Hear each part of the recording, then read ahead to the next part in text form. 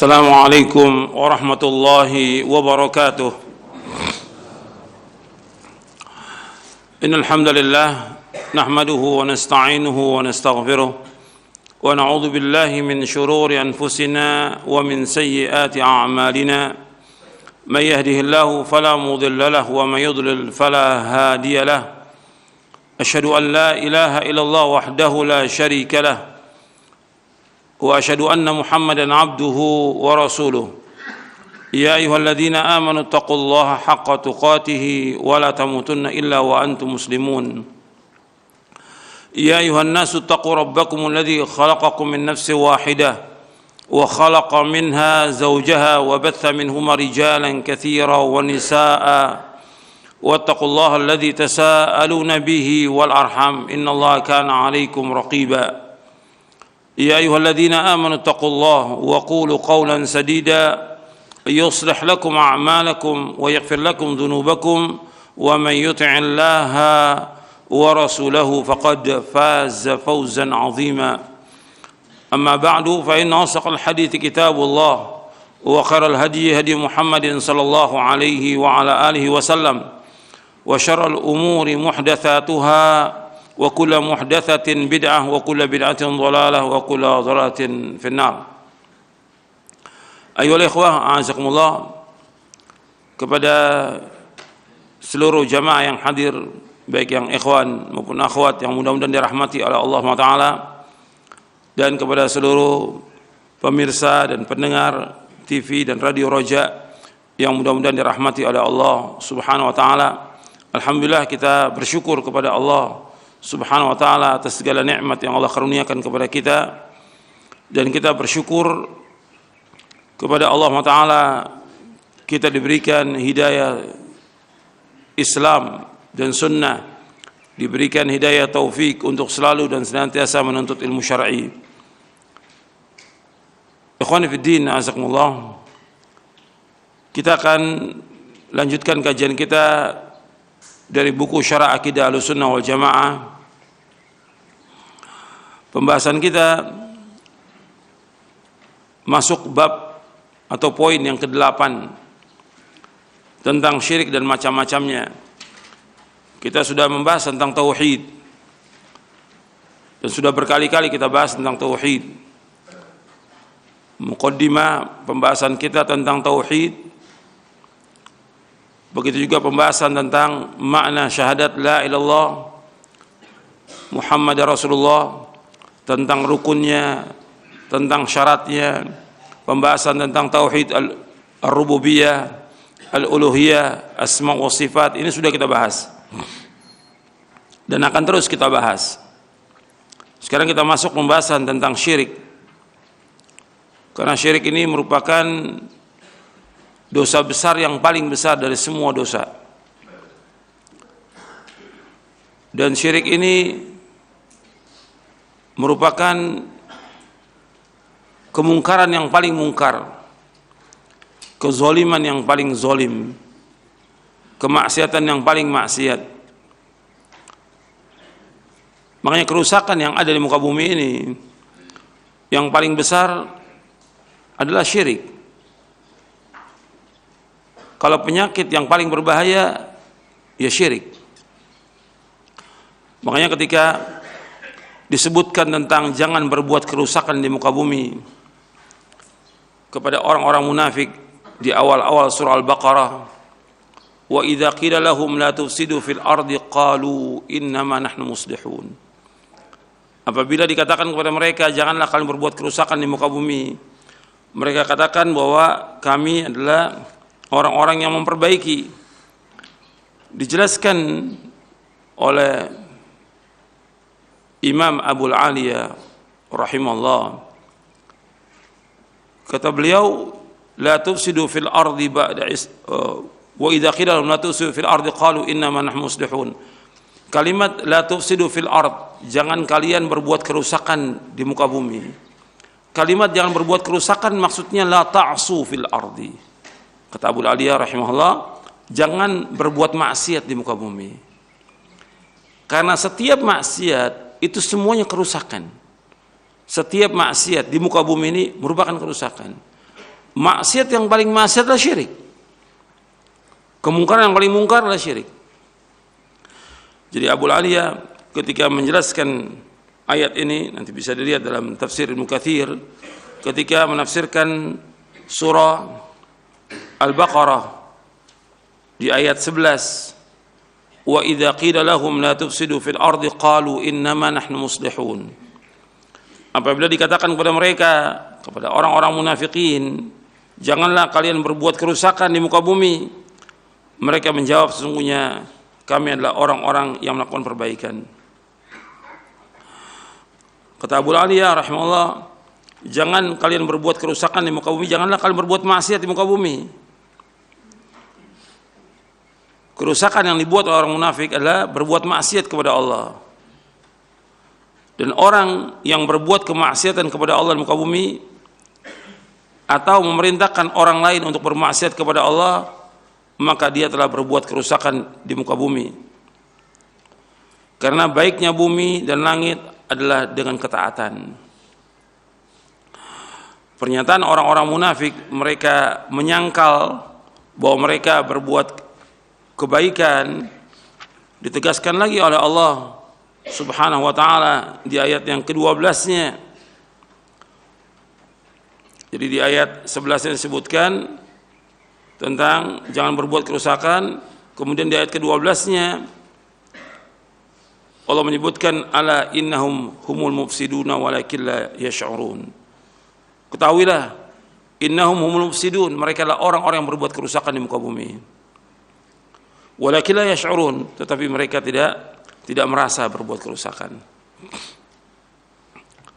Jadi orang-orang yang berbuat kesyirikan ini berbuat kerusakan di muka bumi. Orang-orang yang menyembah kepada selain Allah berbuat kerusakan di muka bumi. Orang-orang yang mereka menyatakan Islam tapi mereka benci kepada Islam, orang-orang munafikin, mereka telah berbuat kerusakan di muka bumi ini. Semuanya berbuat kerusakan. Jadi pembahasan kita tentang masalah syirik ini syirik merupakan kerusakan yang paling besar di muka bumi ini, yang harus dibereskan, dirapikan, diperbaiki. Yang ini lebih dahulu dari semua penyakit. Kalau ada penyakit, berbagai macam penyakit berbahaya dulu yang harus diobati. Ini penyakit kronis, ini kerusakan. Di muka bumi ini nggak ada kebaikan kalau masih ada kesyirikan di muka bumi ini. Makanya harus terus dakwah ini jalan, nggak boleh berhenti selama di langit dan bumi. Dakwah salaf merupakan dakwah perbaikan, karena Islam merupakan salah wa islah.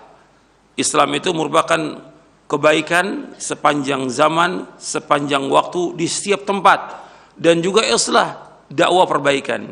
Dan dakwah salaf, dakwah yang memperbaiki umat, bukan merusak. Dakwah ini justru mengajak orang kepada kebaikan, kepada kembali kepada fitrah manusia, kembali kepada sumbernya yang asli Al-Quran wa Sunnah,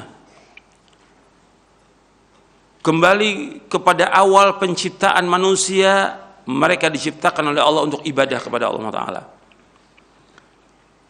Jadi tuduhan-tuduhan orang terhadap dakwah salaf ini dibilang radikal, ekstrim, atau yang lainnya, ini pada akhirnya omongan ini pertama kali dari orang-orang kafir, atau yang pertama kali dari iblis, laknatullah alaih. Iblis yang mengumbarkan kalimat-kalimat ini.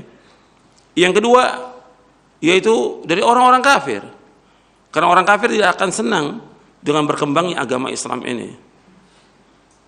Siapa aja, termasuk Yahudi Nasrani, walan tardu ankal yahudu walan nasara hatta tattabi'a millahum. Orang Yahudi Nasrani nggak akan redho, nggak akan senang sampai umat Islam mengikuti agama mereka. Begitu juga orang-orang munafikin, mereka nggak senang kepada agama Islam ini.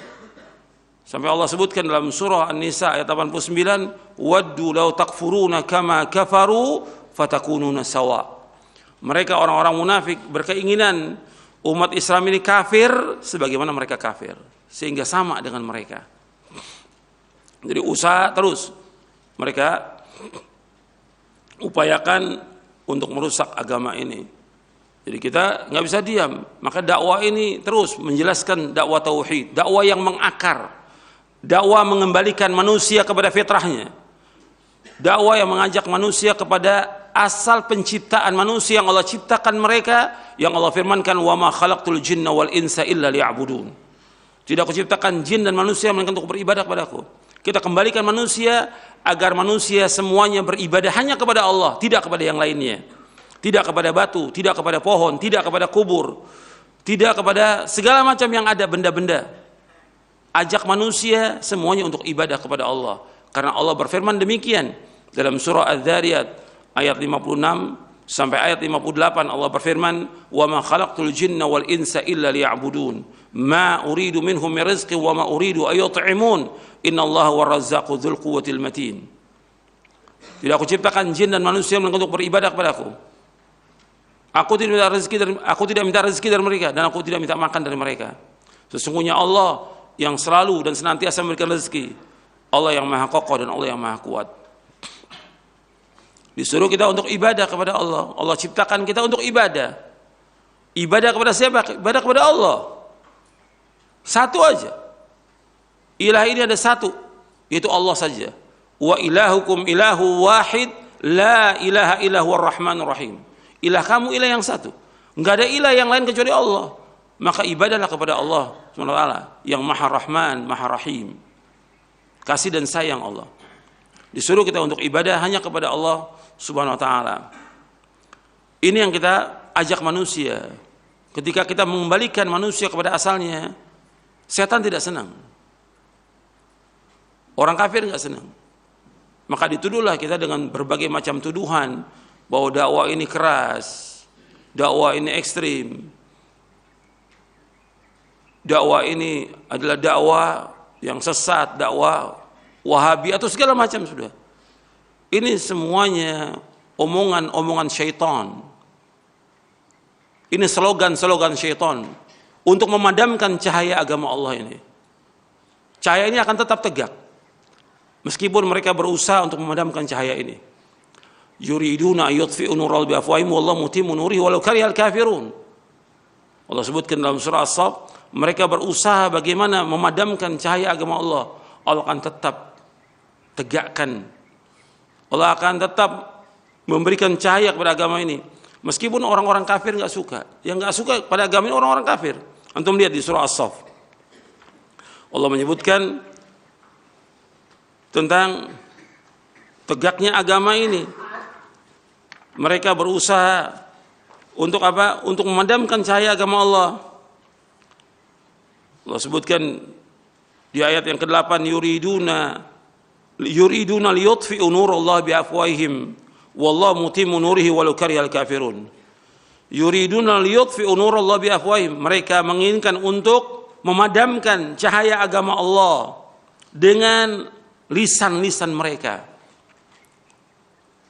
dengan lidah-lidah mereka, mungkin juga dengan tulisan mereka, dengan ceramah-ceramah mereka, berusaha untuk memadamkan cahaya Allah. Allah mengatakan, wallahu mutimmu nurihi walau karihal kafirun, dan Allah akan tetap sempurnakan cahaya agama Allah ini meskipun orang-orang kafir itu tidak menyukai. Jadi kita nggak usah takut dalam dakwah ini. Dakwah jalan terus, nggak boleh berhenti selama langit dan bumi. Meskipun mereka berusaha untuk memadamkan cahaya agama Allah, Allah pasti akan sempurnakan cahaya agama ini. Pasti. Asal umat Islamnya dan para da'inya memulai kembali dakwahnya dengan dakwah tauhid. Asal para da'inya, para ustadznya kembali memulai dakwah dengan dakwah tauhid, tidak dengan yang lain, Allah akan sempurnakan cahaya agama ini. Jadi kembali para da'i untuk memulai agama ini berdakwah dengan tauhid, tidak ada yang lain. Karena itu yang dimulai oleh para anbiya wa rusul alaihi wasallam. Problem para nabi, problem para rasul berbeda-beda semuanya. Setiap umat punya problem yang berbeda-beda, tapi tetap semua nabi dan semua rasul alaihi wassalatu wassalam memulai dakwah dengan tauhid. Allah sebutkan dalam surah An-Nahl ayat 36, "Wa laqad ba'atsna fi kulli ummatin rasulan an i'budullaha wajtanibut taghut." Sungguh kami telah utus pada setiap umat seorang rasul. Setiap rasul dakwanya an i'budullah, hendaklah kalian beribadah hanya kepada Allah saja. Wajtanibut taghut, dan jauhkan taghut. Apa-apa yang disembah selain Allah. Pembahasan kita tentang syirik ini ya masuk kepada wajtanibut taghut, jauhkan taghut. Justru kita bahas ini penting dalam kita beragama ini, harus kita menegakkan tauhid, mendakwakan dakwah tauhid. Karena hati manusia tidak akan jadi baik selama-lamanya dan tidak akan bahagia kecuali kalau hati manusia ini beribadah hanya kepada Allah. Hati manusia tidak akan jadi baik dan tidak akan bahagia kecuali kalau hati manusia ini beribadah hanya kepada Allah. Itu dijelaskan oleh Imam Ibnu Qayyim dalam kitabnya Ighatsatul Lahfan min Masaidi Syaitan. Yang awal dakwah itu tentang tauhid. Dia akan tumbuh dengan baik hati ini dengan tauhid kepada Allah Ta'ala. Karena itulah fitrahnya dan itulah yang Allah ciptakan dia untuknya, untuk beribadah kepada Allah. Jadi baik dia. Karena itu harus terus dakwah. Bagaimana memulai kita dakwah tauhid? Bukan dengan yang lain. Bukan dakwah masalah ekonomi, bukan perdagangan, bukan rumah tangga, tauhid. Karena Allah memerintahkan. Makanya ketika orang tidak memulai dakwahnya dengan dakwah tauhid, ini penyimpangan dalam masalah manhaj. Menyimpang dari dakwahnya dan manhajnya para nabi dan para rasul alaihi wassalatu wassalam. Ini harus kita mulai. Tauhid dan menjelaskan tentang syirikan. Kalau seandainya semua dai yang mengaku salaf ini, mereka mendakwakan dakwah tauhid dan melarang orang berbuat syirik, akan berkurang ini kerusakan yang ada di muka bumi, akan berkurang. Di Indonesia ini akan berkurang. Berkurang apa? Berkurang kesyirikan. Dan bertambah banyak orang-orang yang mentauhidkan Allah. Kalau dakwah ini terus siang dan malam didakwakan, nggak boleh berhenti. Karena ini pokok. Karena ini yang diperintahkan oleh Allah Subhanahu wa Ta'ala. Dan harus dimulai terus menerus agar manusia paham tentang tauhid.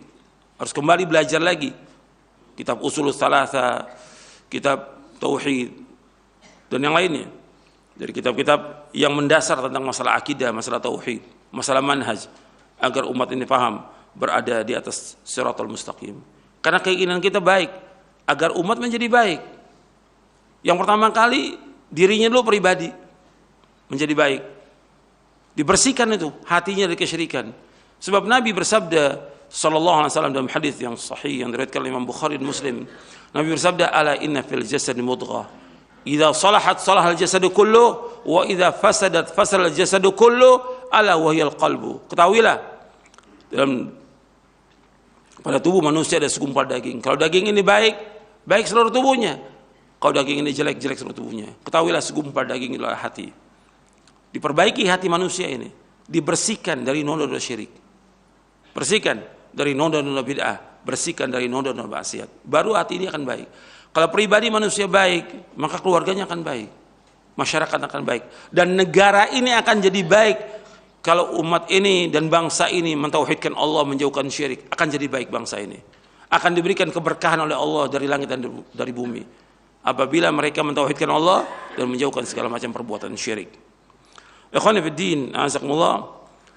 Jadi kita membahas tentang masalah tauhid ini, pembahasan yang sangat penting, sangat mendasar, yang harus terus kita ulang pembahasan tentang masalah tauhid ini. Jadi pembahasan tentang masalah tauhid dan melarang orang dari kesyirikan ini penting. Karena seperti yang sudah saya jelaskan, orang itu akan jadi baik dengan tauhid, dengan menjauhkan segala macam perbuatan syirik. Karena syirik ini merupakan dosa besar yang paling besar, maksiat yang paling maksiat, kezaliman yang paling zalim, dan syirik merusak agama, merusak akal, merusak hati, merusak kehormatan, merusak darah, merusak harta, merusak tatanan masyarakat, dan merusak bangsa ini dengan kesyirikan. Bangsa ini nggak akan jadi baik selama masih banyak terjadi kesyirikan di muka bumi. Dan syirik pada hakikatnya buruk sangka kepada Allah Ta'ala. Al-Imam Ibnu Qayyim di dalam kitabnya menjelaskan pada hakikatnya kesyirikan ini buruk sangka kepada Allah. Saya bawakan dalam buku syarah kitab Tauhid. Nanti antum bisa lihat di dalam syarah kitab Tauhid. Kalau ini yang kita bahas syarah akidah Ahlussunnah wal Jamaah. Ada lagi buku saya syarah kitab Tauhid. Di dalam syarah kitab Tauhid, ketika saya membahas tentang bab yang keempat, tentang takut terjatuh pada kesyirikan, Al-Imam Ibnu Qayyim menjelaskan begini. Ini dalam bukunya Ighathatul Lahfan min Masaidi Syaitan. Kata beliau begini, tentang berbagai hikmah kenapa orang yang berbuat syirik itu tidak diampuni dosanya Allah. Innallaha la yaghfiru yushraka bihi wa yaghfiru ma duna dzalika liman yasha. Allah enggak akan mengampuni dosa orang berbuat syirik, dan Allah mengampuni dosa selain itu bagi siapa yang Allah kehendaki. Apa hikmahnya Allah enggak mengampuni orang yang berbuat syirik itu? Kata Al-Imam Ibnu Qayyim rahimahullah, kata beliau begini. Tatkala syirik merupakan kezaliman yang paling zalim, kejelekan yang paling jelek, kemungkaran yang paling mungkar, maka kesyirikan menjadi perkara yang paling dibenci oleh Allah, paling tidak disukai, dan paling dimurkai oleh Allah Ta'ala. Hal itu dikarenakan kesyirikan telah menganiaya hak rububiyah Allah, mengurangi keagungan uluhiyah Allah, dan prasangka yang buruk kepada Allah, pencipta alam semesta ini. Kalaulah mereka berprasangka baik kepada Allah, tentulah mereka akan mentauhidkan Allah dengan sebenar-benar tauhid. Oleh karena itulah Allah mengabarkan tentang kaum musyrikin dalam 3 tempat dalam kitabnya bahwa mereka tidak mengagungkan Allah. Itu dalam surah Al-An'am ayat 91, dalam surah Al-Hajj ayat 74, dan dalam surah Az-Zumar ayat 67. Surah Az-Zumar pekan yang lalu sudah kita bahas. Sudah 2 kali kita bahas itu. Surah Az-Zumar ayat 67. Allah menyebutkan dalam 3 tempat dalam kitabnya bahwa orang yang berbuat syirik, mereka tidak mengagungkan Allah dengan sebenar-benar pengagungan. Wa ma qadarullah haqqa qadri, mereka tidak mengagungkan Allah dengan sebenar pengagungan. Bagaimana mungkin akan mengagungkan Allah dengan sebenarnya orang yang menjadikan sekutu dan tandingan bagi Allah? Dia cinta, takut, berharap, menghinakan diri, serta tunduk kepada tandingan-tandingan tersebut. Dia lari dari kemurkaan mereka dan lebih mengutamakan keridhaan sekutu-sekutu tersebut. Dia tidak mencari keridhaan Allah. Dan kesyirikan dibangun di atas persangkaan buruk terhadap Allah. Kesyirikan dibangun di atas persangkaan buruk terhadap Allah.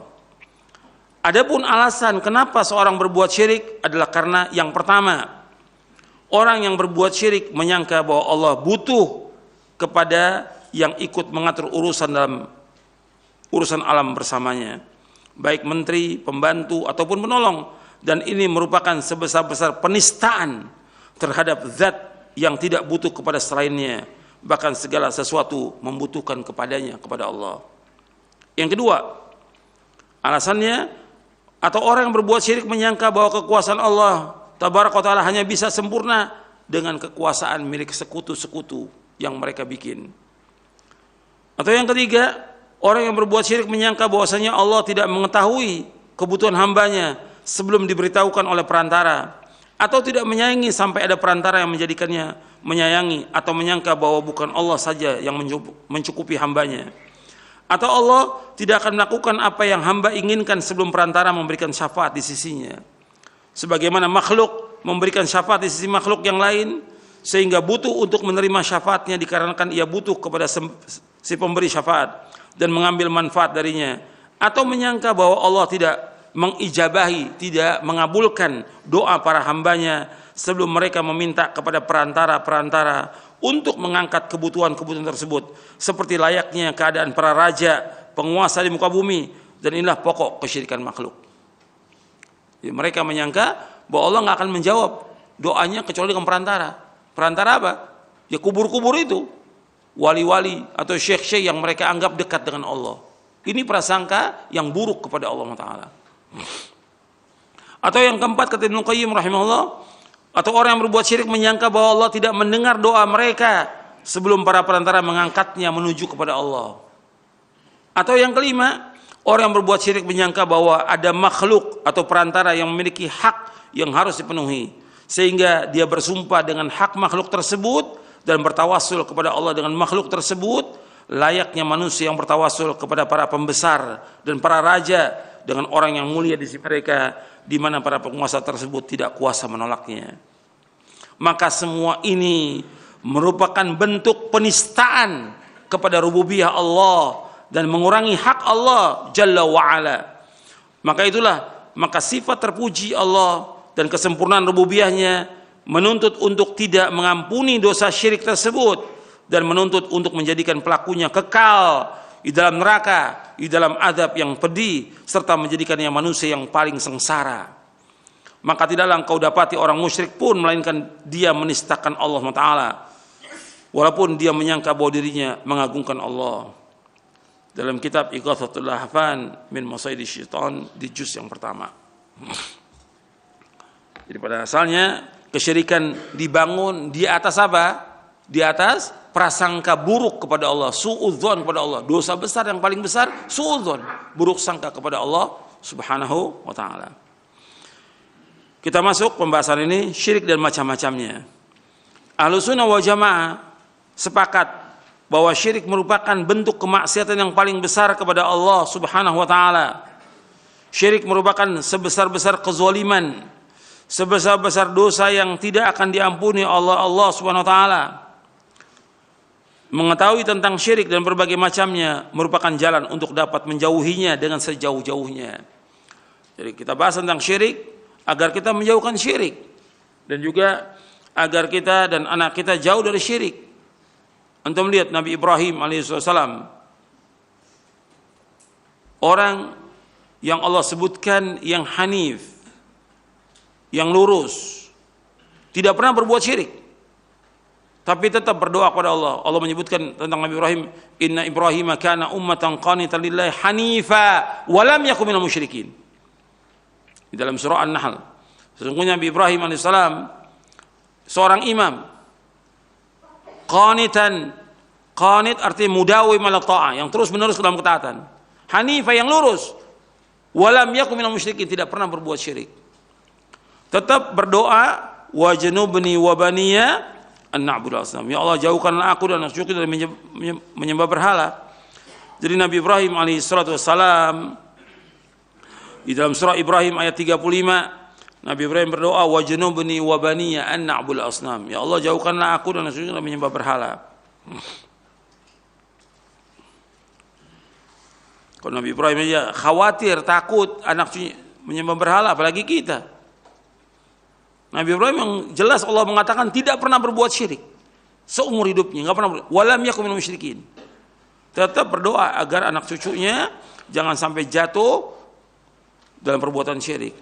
Padahal anak cucu Nabi Ibrahim alaihissalam semuanya para nabi dan para rasul, anak cucunya. Tetap Nabi Ibrahim berdoa agar dijauhkan, jangan sampai jatuh dalam perbuatan. Apalagi kita, jangan sampai kita jatuh dalam perbuatan syirik. Kita masuk definisi syirik. Syirik adalah menyamakan selain Allah dengan Allah dalam rububiyah dan uluhiyah serta asma dan sifatnya. Syirik menyamakan selain Allah dengan Allah dalam rububiyah dan uluhiyah serta asma dan sifatnya.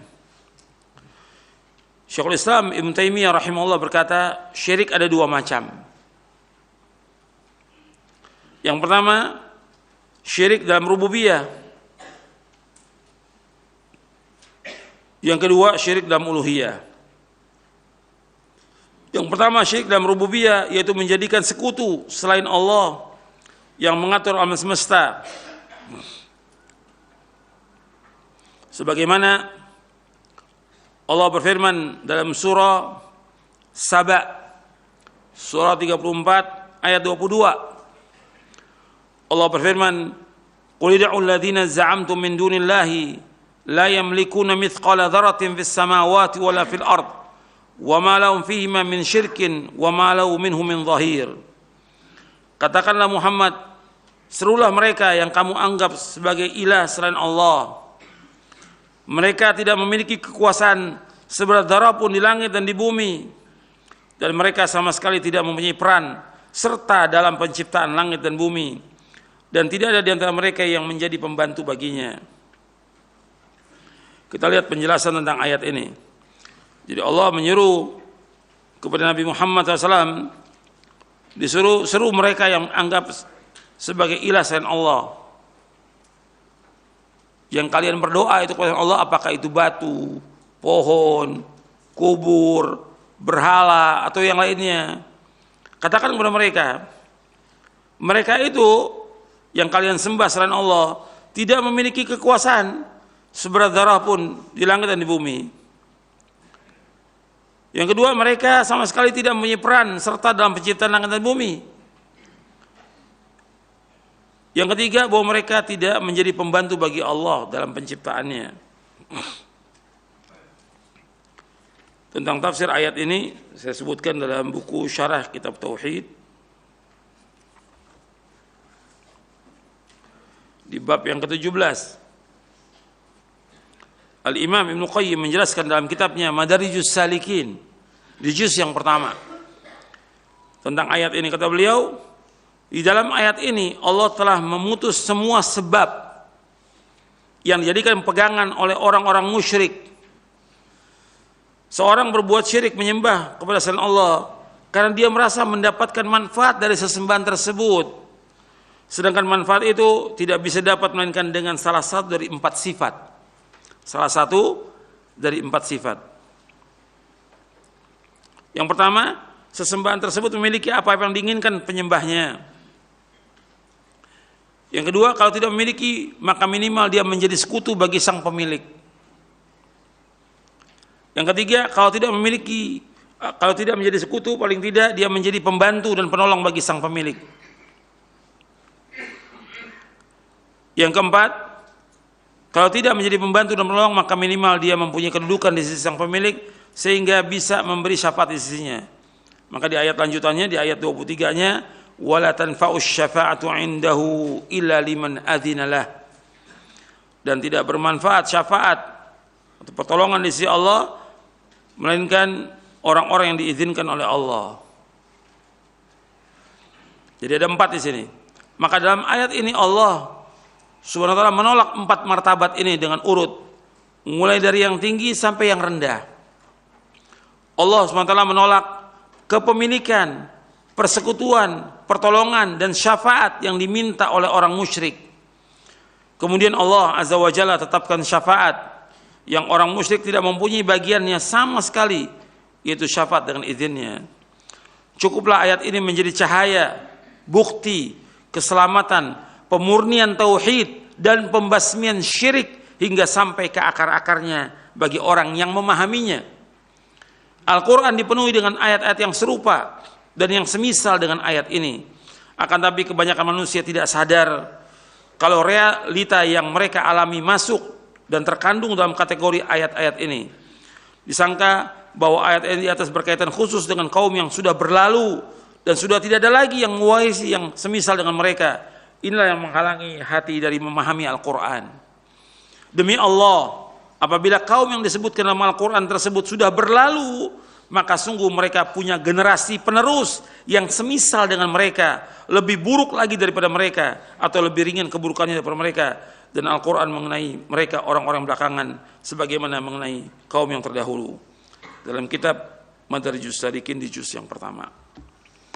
Maksudnya Al-Imam Ibnu Qayyim menjelaskan orang yang menyembah kepada selain Allah, apakah dia menyembah batu, menyembah pohon, menyembah kubur, menyembah matahari, menyembah benda, menyembah yang lainnya. Itu semuanya itu, kubur, benda, batu, matahari, bulan, yang lainnya tidak punya andil dalam penciptaan langit dan bumi. Itu yang pertama, nggak punya andil sama sekali. Artinya mereka nggak bisa mencipta sama sekali. Sampai Allah menegur, am khuliqu min ghairi syai'in am humul khaliqun? Apakah mereka diciptakan tanpa sesuatu atau mereka yang menciptakan? Nggak mungkin. mereka menciptakan? Nggak ada yang bisa. Allah yang menciptakan. Yang kedua, mereka nggak punya andil dalam penciptaan. Nggak ada yang membantu Allah. Allah sendiri menciptakan langit dan bumi dan seluruh makhluk ini. Yang memberikan rezeki Allah sendiri, nggak ada yang lain. Yang kedua. Yang ketiga, mereka juga tidak punya sekutu atau menjadi pembantu. Tidak juga. Dan yang keempat, mereka nggak punya syafaat sama sekali. Ini Allah batalkan sampai ke akar-akarnya. Artinya kalau sudah demikian, kenapa orang masih datang ke kubur-kubur? Masih minta-minta kepada selain Allah? Padahal mereka nggak punya apa-apa. Nggak bisa memberikan syafaat, nggak bisa menolak bahaya sama sekali. Ayat ini disangka oleh orang-orang, ayat ini sudah berlalu berkaitan dengan kaum musyrikin. Kata Ibnu Qayyim, mereka punya pewaris yang lebih buruk dari mereka. Lebih buruk dari mereka. Orang-orang jahiliyah dulu, ketika mereka mau meminta kepada selain Allah, ini jahiliyah, ini kafir, musyrik mereka. Mereka lihat dulu orang ini soleh atau tidak, soleh atau tidak, baik atau tidak. Baru mereka datang ke kubur-kubur orang yang soleh. Kalau sekarang mereka lakukan apa? Kepada orang yang gak soleh pun datang mereka. Kepada orang yang rusak, kepada orang-orang munafik, tokoh munafik yang dikasih label kiai atau apa gitu oleh mereka. Padahal umatnya tahu bahwa ini merusak orang ini. Dari awal hidupnya, dia sekolah, sampai dia mati merusak orang ini. Ketika dikubur, orang berbondong datang minta kepada dia. Pengikutnya tahu itu. Tapi mereka lakukan perbuatan syirik. Ini syirkun akbar. Ini lebih buruk. Atau kadang-kadang benda juga. Kan di Indonesia ini ada yang namanya Kiai Selamet. Sapi. Kerbau. Ya. Yang dianggap apa oleh mereka? Kiai. Itu datangin orang minta.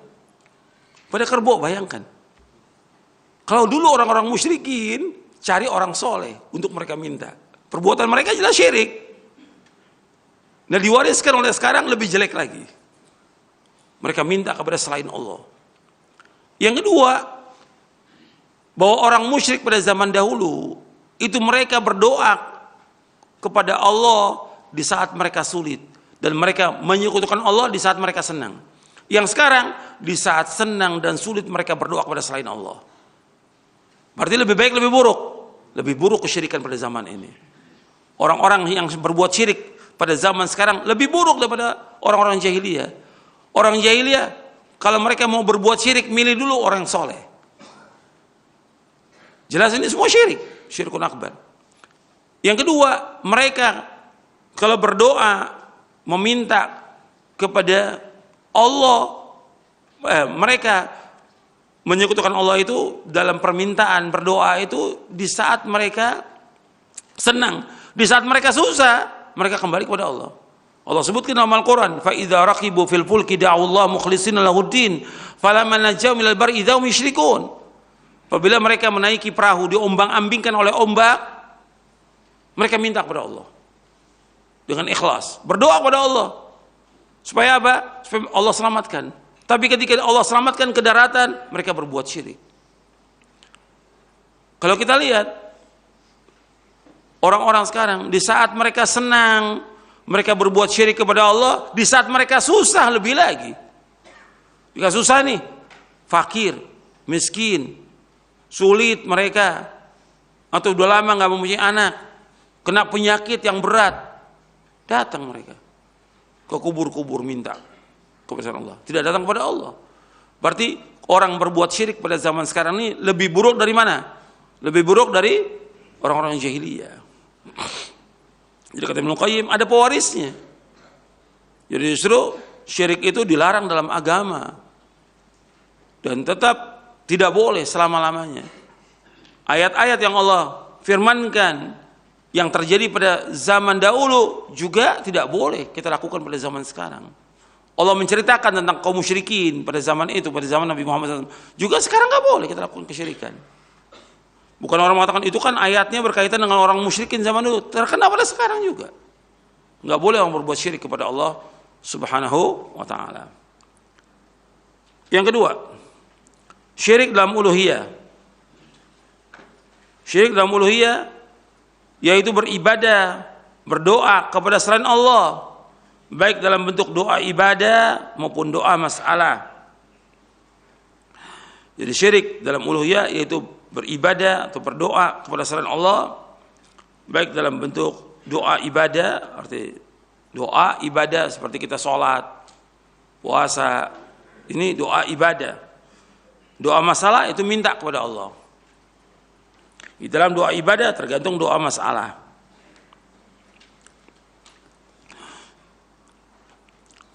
Ini Syekhul Islam membagi demikian, ada doa ibadah, ada doa masalah. Saya juga bahas tentang masalah doa ibadah dan doa masalah ini di dalam buku Doa dan Wirid. Ketika membahas tentang kaidah-kaidah penting dalam berdoa dan berzikir, saya jelaskan itu di halaman 115.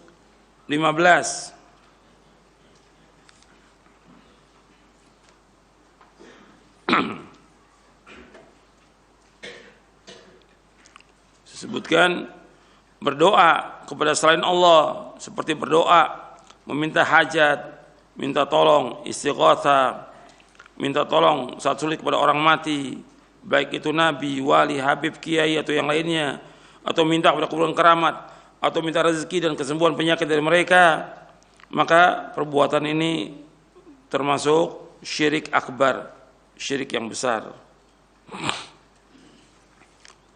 Terus saya sebutkan lagi tentang masalah doa di halaman doa wajib kita panjatkan hanya kepada Allah, tidak boleh kepada selain Allah. Itu di halaman 113 di buku Doa dan Wirid.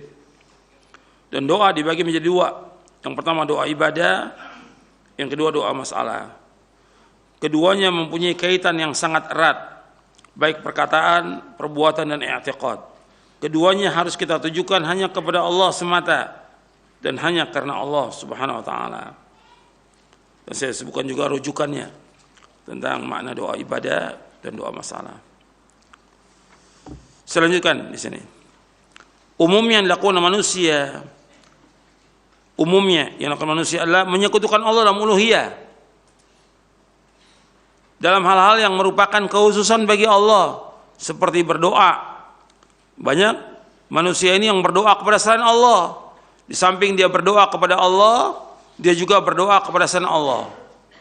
Atau memalingkan suatu bentuk ibadah seperti menyembelih kepada selain Allah, bernazar, berdoa dan sebagainya kepada selain Allah. Karena itu barang siapa menyembah dan berdoa kepada selain Allah, berarti ia meletakkan ibadah tidak pada tempatnya dan memberikan kepada yang tidak berhak, dan itu merupakan kezaliman yang paling besar. Doa itu haknya siapa?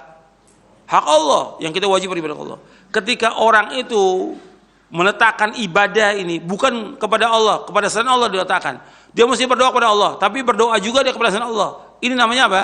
Zalim.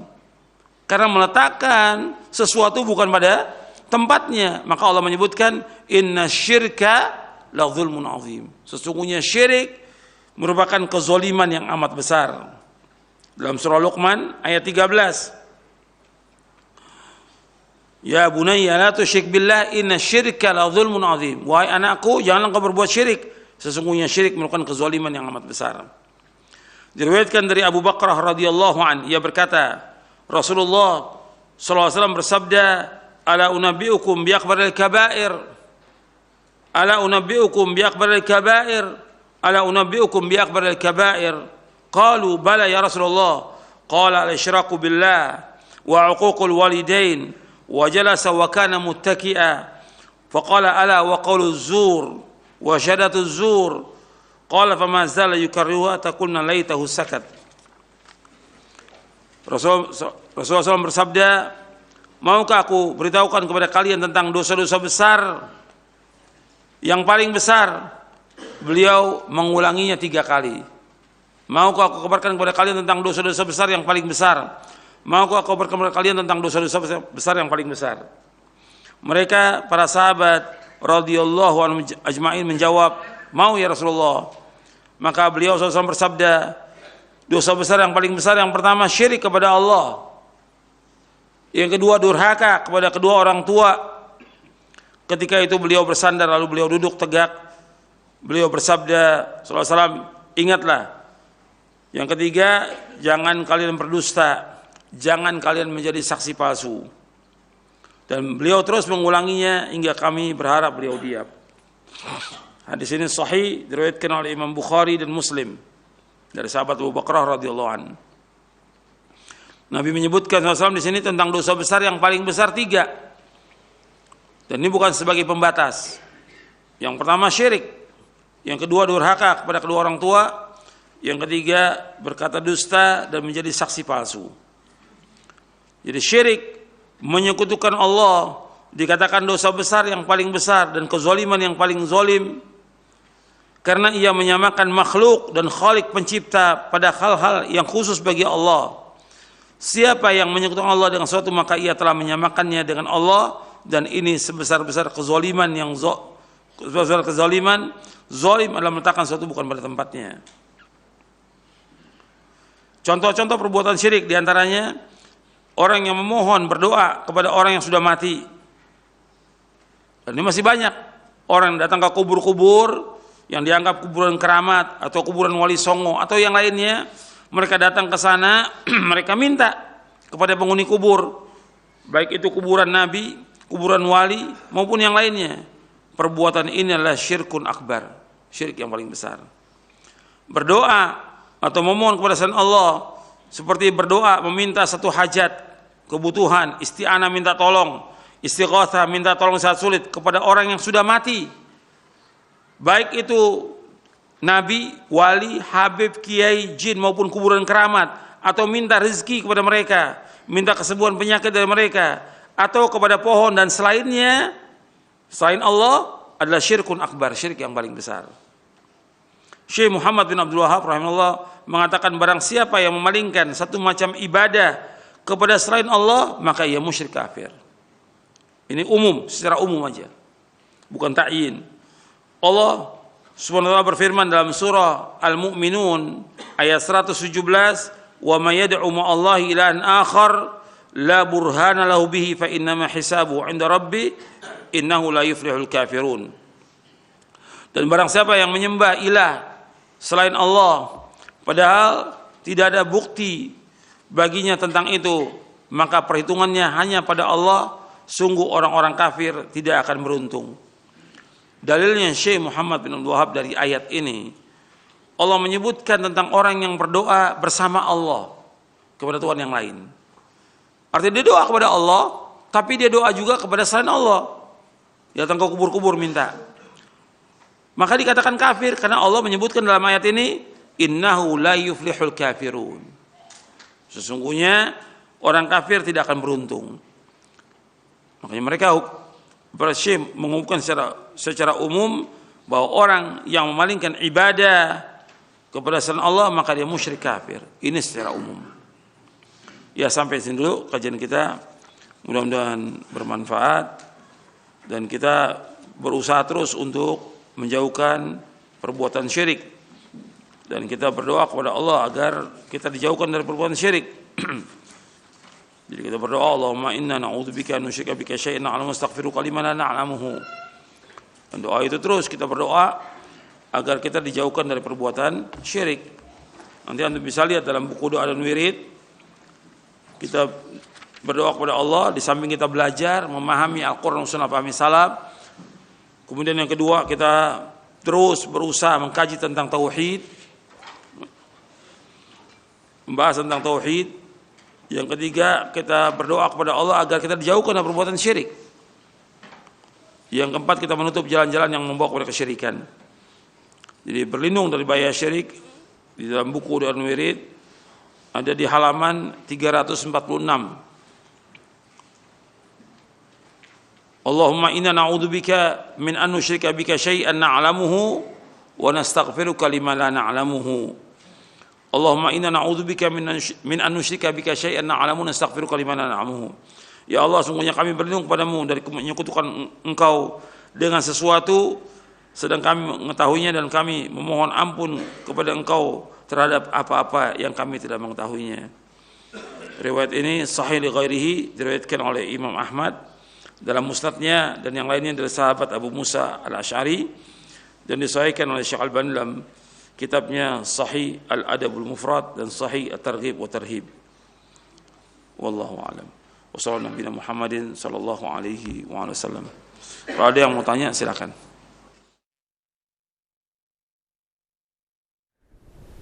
Nah, ikhwatal Islam, pendengar dan pemirsa Roja, demikian sesi materi yang penuh manfaat. Kita simak bersama kajian ilmiah disampaikan oleh Ustaz Yazid bin Abdul Qadir Jawas hafizahullahu ta'ala.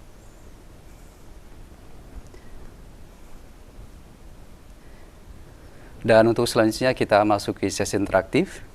Silakan di kesempatan pertama kami buka di 0218236543. Silakan. Terima kasih Ustaz. Assalamualaikum warahmatullahi wabarakatuh. Waalaikumsalam warahmatullahi wabarakatuh. Silakan, dengan siapa, dari mana Ibu? Dari Ibu Tin di Ternate. Silakan pertanyaannya. Ya, begini saya mau bertanya Ustaz. Di sini kita masih kebanyakan berbuat bid'ah. Di sini juga kami punya majelis. Jadi kira-kira saya yang sudah alhamdulillah sudah belajar mengikuti apa yang disampaikan oleh Ustaz di Roja TV ini, kira-kira apa yang harus saya sampaikan pertama terhadap ibu-ibu di majelis tentang bid'ah itu, dan bagaimana agar supaya mereka mau mengikuti apa yang saya sampaikan. Mohon penjelasannya. Kemudian yang kedua, mohon maaf satu saja Ibu, karena waktu yang terbatas. Terima kasih. Assalamualaikum warahmatullahi wabarakatuh. Nah, waalaikumsalam warahmatullahi wabarakatuh. Terima kasih Ibu di Ternate atas interaksi dan pertanyaannya. Silahkan Ustaz. Alhamdulillah wassalatu wassalamu rasulullah. Allahumma salli wa sallim wa barik ala nabiyina. Pertanyaan dari Ibu tadi berkaitan dengan masalah bid'ah. Bagaimana di masyarakat yang banyak berbuat bid'ah. Tadi sudah saya jelaskan berkaitan dengan masalah agama ini yang harus kita dakwakan pertama kali tentang tauhid, tauhid dan tauhid. Itu yang paling penting, itu prinsip. Bab dalam kita belajar dan dalam kita berdakwah, kita mulai al-bada'atu bil aham fal muhim. Kita mulai dari yang paling penting kepada yang penting. Yang paling penting tentang tauhid. Jadi kepada ibu dan juga kepada yang lainnya yang mendengar Radio Roja dan juga pemirsa TV Roja, kita dalam berdakwah dan dalam kita belajar, yang pertama belajar dulu, belajar tentang akidah, tentang tauhid. Ibu baca dulu buku-buku tentang tauhid seperti syarah kitab tauhid, syarah akidah Ahlussunnah wal Jamaah, kemudian juga buku prinsip dasar Islam, dan juga buku-buku yang lain lah yang mudah untuk dibaca, difahami, kemudian diamalkan. Itu yang pertama, tentang itu dulu, tentang tauhid, dan kita berusaha menjauhkan syirik. Kita mulai dakwah ini dari diri kita, kemudian keluarga, karena Allah memerintahkan ya ayyuhalladzina amanu qu anfusakum wa ahlikum nar. Wahai orang beriman, jaga diri kamu dan keluarga kamu dari api neraka. Itu dulu. Jadi ibu berusaha dan juga yang lainnya dakwakan keluarga dulu agar paham tentang agama ini, tentang tauhid, menjauhkan syirik, mengerjakan sholat 5 waktu. Itu perhatikan tuh, tegakkan, karena Allah perintahkan demikian. Disuruh kita tentang tauhid, kemudian tentang sholat. Wa'mur ahlaka bis sholati wastabir 'alaiha la nas'aluka rizqan nahnu narzuquka wal 'aqibatu lit taqwa. Perintahkan keluarga kamu untuk sholat dan sabar. Disuruh keluarga kita sholat dan sabar. Kami nggak minta rezeki kepada kamu. Kami akan berikan rezeki kepada kamu dan akibat yang baik bagi orang bertakwa. Itu dalam surah Thaha. Kemudian setelah kita memahami tentang tauhid, kita mengamalkannya, kita mendakwakan kepada keluarga, kita juga dakwakan kepada sanak famili kita, keluarga kita. Karena Allah berfirman kepada Nabi Muhammad SAW, wa anzir ashiratakal aqrabin, ancamlah keluarga kamu yang terdekat, ancam mereka agar mereka mentauhidkan Allah, menjauhkan syirik. Itu dulu. Sesudah itu kita dakwakan agar mereka juga sholat, baru kemudian kita yang lainnya mendakwakan bagaimana kita mengamalkan sunnah Nabi SAW. Dan sunnah Nabi banyak, dan menjauhkan perbuatan bid'ah. Jadi harus kita mulai dari al-aham fal-muhim. Dan ini perlu waktu yang lama. Nggak bisa sehari 2 hari, nggak bisa sepekan 2 pekan. Perlu waktu yang lama untuk kita mengamalkannya. Setelah itu kita mengamalkan sunnah Nabi, dakwakan juga kepada keluarga kita, sanak famili, dan melarang orang dari perbuatan bid'ah. Jadi sekarang pertanyaan ibu tadi, kita hidup di masyarakat yang banyak mereka berbuat bid'ah. Kita tidak boleh ikut dalam perbuatan bid'ah, nggak boleh. Sebagaimana kita nggak boleh toleransi terhadap kesyirikan, nggak boleh juga toleransi kepada bid'ah. Ini agama, ini prinsip dalam kita beragama yang harus kita pegang terus sampai kita diwafatkan oleh Allah. Karena nggak akan mungkin kita lurus di atas siratal mustaqim kalau kita nggak menjauhkan bid'ah. Harus kita jauhkan. Tapi dengan cara yang baik kita jelaskan kepada mereka, karena mereka belum paham. Jadi ibu bisa memberikan buku-buku yang bermanfaat buat mereka, suruh baca, gitu. Atau kalau nggak buku yang tipis-tipis, ya selebaran atau lembar berkaitan dengan melaksanakan sunnah, menjauhkan bid'ah. Karena ini penting dalam beragama. Tapi yang pokok tadi tentang tauhid, tentang sholat dulu. Karena kita nggak akan mungkin berada di siratal mustaqim tanpa menjauhkan bid'ah. Seperti yang sudah berkali-kali saya bawakan hadis Irbad bin Sariyah radhiyallahu an, yang Nabi bersabda SAW, "May ya'ish minkum ba'di fasara ikhtilafan katsira, fa'alaikum bisunnati wa sunnatil khulafa'il mahdiyyin ar-rasyidin, tamassaku biha wa'addu 'alaiha bin nawajidh wa iyyakum muhdatsatil umur fa inna kulla muhdatsatin bid'ah wa kulla bid'atin dhalalah." Kata Nabi SAW, barang siapa yang hidup sesudah wafatku, maka dia akan melihat perselisihan yang banyak. Nabi SAW menyebutkan akan terjadi perselisihan, perpecahan di tengah-tengah umat Islam ini. Nabi SAW memberikan solusi, hendaklah kalian berpegang pada sunnahku dan sunnah para khalifahku yang terpimpin dan lurus. Peganglah erat-erat dan gigitlah dengan geram kalian. Peganglah erat, gigit dengan geram kalian, artinya kalian terus belajar, memahami, mengamalkan. Terus. Kemudian kata Nabi, jauhkan dari kalian dari setiap perkara-perkara yang bid'ah. Perkara-perkara yang baru dalam agama. Karena setiap perkara yang baru dalam agama adalah bid'ah, dan setiap bid'ah adalah sesat. Artinya Nabi setelah menunjuki kita agar kita berpegang teguh kepada Quran dan Sunnah pahami salaf, Nabi menunjuki kita agar kita menjauhkan perbuatan bid'ah. Yang menyuruh menjauhkan perbuatan bid'ah adalah Rasulullah Sallallahu Alaihi Wasallam. Nabi yang suruh jauhkan, bukan ulama, bukan ustadz. Nabi SAW yang menyuruh kita untuk menjauhkan segala macam perbuatan bid'ah. Karena bid'ah itu sangat berbahaya buat hati, buat akal, buat agama, buat semuanya berbahaya hati. Maka jauhkan perbuatan bid'ah. Jadi ibu berusaha bagaimana melaksanakan tauhid, artinya memahami tentang tauhid, mengamalkan tauhid, melaksanakan sholat, dan juga melaksanakan sunnah-sunnah. Kemudian kepada masyarakat, ya kita berusaha kalau memang kita sebagai pimpinan majelis taklim itu, kita berusaha bagaimana mengajak mereka kepada sunnah. Tapi kalau kita bukan pimpinan majelis taklim, kita sebagai masyarakat biasa, pendengar biasa, ya kita hanya mengajak orang-orang yang dekat dengan kita. Karena kewajiban menjelaskan tentang tauhid, syirik, sunnah dan bid'ah, kewajibannya para dai. Itu kewajibannya. Jangan kita mengangkat diri kita jadi dai. Karena ini banyak. Baru ngaji sekali, 2 kali, 3 kali, sudah jadi dai. Ini namanya dai karbitan. Nah, ada seperti itu. Kita ngaji, sabar aja, sabar ngaji, nuntut ilmu terus. Jangan jadi dai. Sekarang kan udah mengajak orang semuanya untuk ikut sunnah. Padahal dia belum mengerti agama. Jadi harus sabar. Jadi kepada yang bertanya dan kepada yang lain harus sabar, terus nuntut ilmu. Sampai kapan? Sampai kita mati, kata Imam Ahmad bin Hanbal rahimahullah. Adapun untuk menjelaskan bahayanya bid'ah, bid'ah ini berbahaya, ini para dai, para ustadz yang menjelaskan. Itu kewajiban mereka. Kalau mereka tidak menjelaskan kepada umat tentang bahayanya syirik, bahaya bid'ah, akan dituntut oleh Allah sampai hari kiamat mereka nanti. Berat hukumannya bagi para dai itu. Kenapa? Karena dia menyembunyikan ilmu yang terdapat dalam Al-Quran dan Sunnah. Dia sembunyikan. Berat. Tanggung jawabnya para dai ini berat. Kalau mereka tidak menjelaskan kepada umat tentang bahaya syirik dan bahaya bid'ah. Kenapa? Umat sesat dengan sebab mereka, dengan para dai ini. Itu yang bisa saya jawab. Wallahu a'lam bishawab. Silakan yang lain. Terima kasih jazakallahu khairan jawaban dan nasihat halusnya. Demikian Ibu di Ternate. Masih kami coba sapa kembali dari penelpon. Yang kedua kami angkat di 0218236543. Silahkan.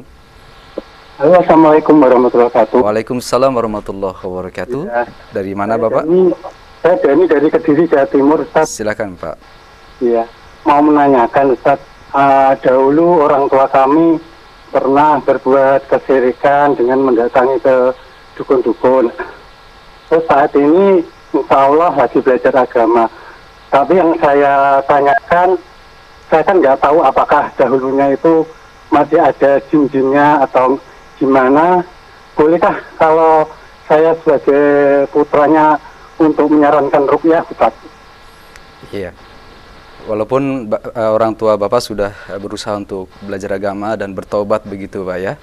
Iya. Apakah dibolehkan melakukan ruqyah secara khusus untuk mengusir jin-jin dari orang tua, begitu maksudnya Bapak? Iya, betul gitu Baik. Pak Ustaz. Ya. Baik, terima kasih Bapak di Ya, Kediri. Barakallahu fiik. Jazakallahu khairan. Iya, Nah, silakan Ustaz. Iya. Ya, berkaitan dengan apa yang sudah berlalu dari perbuatan Bapak tadi, ya wajib taubat kepada Allah dengan taubatan nasuha. Kalau dulu pernah mendatangi dukun, ya taubat kepada Allah SWT. Karena nggak boleh mendatangi dukun. Atau yang lainnya, mungkin masih dulu percaya pada jimat-jimat, tangkal-tangkal, dan yang lainnya. Kata Nabi SAW, inna ruqa wat tama'ima wat tiwalat asyirkun. Sesungguhnya ruqyah, jimat-jimat dan tangkal-tangkal itu syirik. Itu jauhkan. Ya, sekarang sudah bagus, alhamdulillah, sudah taubat dan belajar.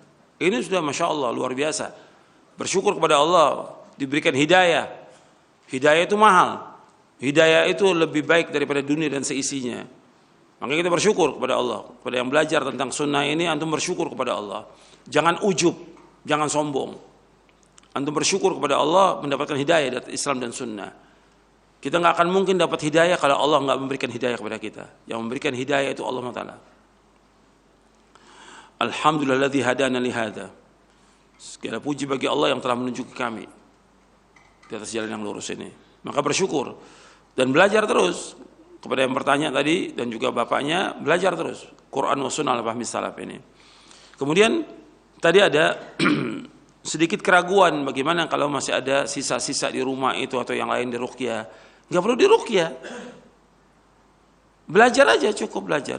Di rumah tetap dibacakan surah Al-Baqarah, karena Nabi bersabda SAW, la taj'alu buyutakum maqabira inna syaitana yanfiru minal baiti alladhi tuqra'u fi surat Al-Baqarah. Akhrajahu Muslim. Kata Nabi, jangan jadikan rumah kamu seperti kuburan. Sesungguhnya syaitan lari dari rumah yang dibacakan surah Al-Baqarah. Hadis sahih riwayat Muslim. Jadi di rumah setiap hari bacakan surah Al-Baqarah. Atau setiap pekan dibacakan surah Al-Baqarah, atau setiap hari sekali bacakan surah Al-Baqarah. Tapi terus baca surah-surah yang lain juga kita baca. Zikir pagi petang jangan tinggal. Itu aja. Adapun tentang berkaitan masalah yang lalu dengan ruqyah, ini enggak ada dalam Islam seperti ini. Sekarang ini semua apa-apa ruqyah gitu. Ada masalah dikit ruqyah. Bahkan kadang-kadang anaknya nakal ruqyah. Ya anak nakal dididik bukan diruqyah. Mestinya juga kalau dia mau berpikir yang waras, ya anaknya nakal itu ya karena bapak ibunya nakal. Nurun jadinya. Kok diruqyah? Ya dididik gitu. Jadi sekarang ini apa aja masalah diruqyah. Ini ruqyah yang bid'ah ini. Gitu. Memang perlu pembahasan nanti tersendiri berkaitan dengan ruqyah ini, karena banyak sudah yang menyimpang tentang ruqyah ini. Bahkan juga orang bikin BRC, Bekam Ruqyah Center, buat cari duit. Ini nggak benar dalam Islam, nggak ada seperti itu, nggak ada fi'lus salaf seperti itu, nggak ada. Itu harus berubah nanti semuanya itu. Jadi dipakai buat jualan, kenal sunnah dipakai buat jualan sunnahnya. Ini nggak benar dalam Islam. Mereka harus taubat kepada Allah, taubatan nasuha.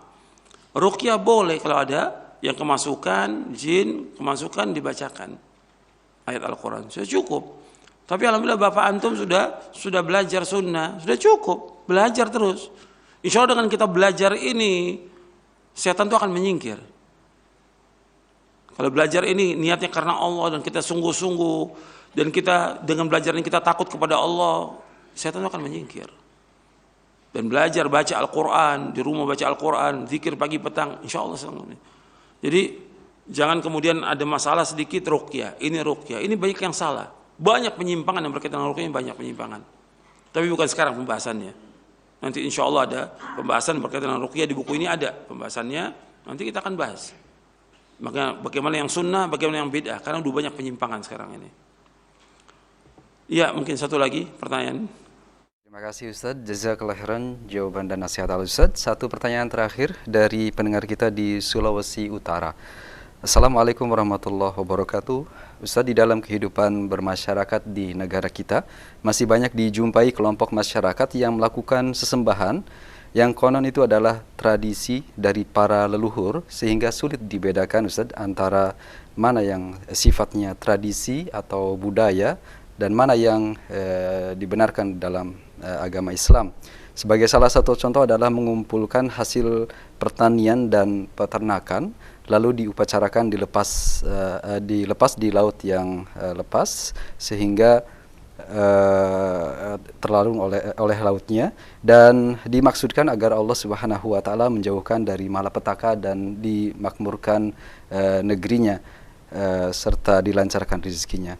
Yang jadi pertanyaan Ustaz, bagaimanakah menyikapi adat istiadat dan kebiasaan serta tradisi para leluhur yang seperti ini sehingga masyarakat bisa terlepas dan terjauh dari kesyirikan? Mohon nasihat dan tuntunan dari Al-Ustaz. Jazakallahu khairan Ustaz.